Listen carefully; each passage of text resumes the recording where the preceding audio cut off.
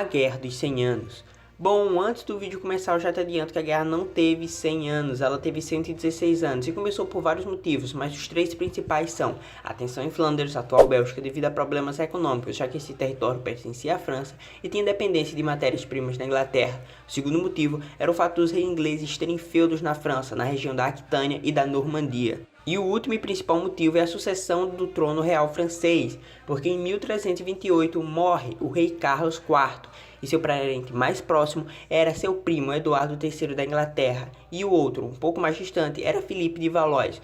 Porém, os franceses, baseados nas pretensões dos dois, foram examinar por meio de uma Assembleia Francesa, que apoiando-se na lei sálica, que basicamente dizia que o trono não poderia ser ocupado por um sucessor vindo de linhagem materna, inclinou-se para o candidato nacional, aclamando o sobrinho Filipe de Valois com o título de Filipe VI. O rei inglês Eduardo não discutiu a decisão e reconheceu Filipe VI. Filipe VI, procurando enfraquecer o poder inglês dentro da França, invade o ducado inglês da Aquitânia e assim o rei inglês declara guerra à França. A princípio, a guerra não era para ter demorado tanto tempo, porém as batalhas eram marcadas e não lutadas todos os dias, e muitos nobres aproveitaram disso para se auto-enriquecerem, roubando e saqueando após essas batalhas. Outro fato da guerra ter demorado bastante tempo foi o fato dela ter sido lutada em uma época onde não existiam armas de fogo e o principal meio de locomoção eram cavalos. No início da guerra, o rei francês exerceu um intenso assédio ao litoral britânico, até ser derrotado no ano de 1340. As derrotas começaram na Batalha da Val de Sluis, em 1340, onde a frota inglesa saiu vitoriosa, e aproveitando o embalo, a Inglaterra tentou conquistar parte da França, vencendo grandes partes do combate. As vitórias inglesas garantiram ao rei Eduardo III importantes posições no norte da França, mantendo o Canal da Mancha sob seu comando.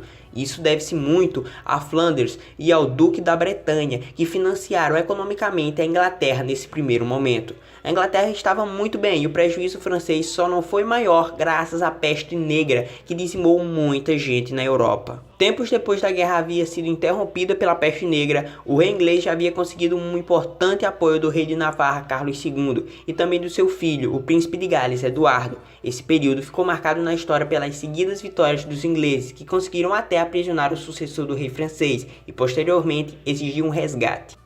As coisas a partir desse momento começaram a se complicar para a França devido a uma revolta geral de nobres, burgueses e camponeses, indignados com as calamidades da guerra.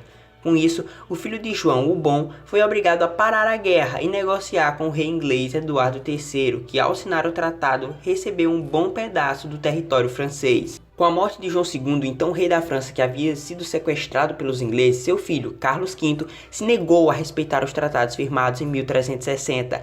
Dessa vez, a França desfrutava de uma melhor posição. Com Carlos V, a França reunificou seu exército e retomou importantes territórios que havia perdido. Isso possibilitou o Estado a aumentar sua arrecadação. Em 1377, o rei da Inglaterra acabou falecendo e seu sucessor era Ricardo II, uma criança de apenas 10 anos. A Inglaterra continuou sob pressão, até que a morte do rei francês em 1380 deu uma amenizada. Em 1389, o rei da Inglaterra, Ricardo II, alcançou a maioridade e viu que a guerra estava meio parada. Porém, ele tinha que lidar com as revoltas no campo, que a princípio não eram tão sérias, até que parte da nobreza ficou revoltada e levou Henrique IV ao trono inglês. Já na França, as batalhas foram mais complexas, e depois da morte do rei francês Carlos VI, uma criança de 12 anos assumiu o trono. Porém, os grupos internos alegaram que ele não tinha condições de tomar conta da França e começou uma guerra civil pelo trono real francês.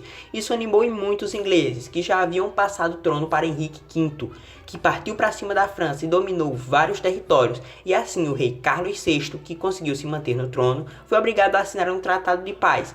E com isso a Inglaterra ficava com boa parte do território do norte da França, incluindo a capital Paris. Henrique V aproveitou-se e casou com a filha de Carlos VI e passou a ser herdeiro do trono francês, e com isso a Inglaterra passou a dominar toda a França, até que os dois reis faleceram e o trono ficou para Henrique VI, que era um recém-nascido, e então dois duques ingleses começaram a regência na França e na Inglaterra. Porém, Carlos VII declarou-se rei do território francês do sul, e assim a França ficou dividida em duas partes. Nesse contexto, uma camponesa visionária lança uma resistência e reúne um exército nacional e com seu bravo nacionalismo vai à guerra defender a França como sua nação, e ela recupera a maior parte do território perdido e no fim Carlos VII é coroado o rei da França e essa camponesa heróica e visionária, lembrada até hoje, Joana d'Arc, foi capturada e entregue aos ingleses e no fim acabou sendo queimada na fogueira. Bom pessoal, essa é a Guerra dos 100 Anos, espero que vocês tenham gostado. Se vocês gostaram, deixem o like, compartilhem com seus amigos e até a próxima.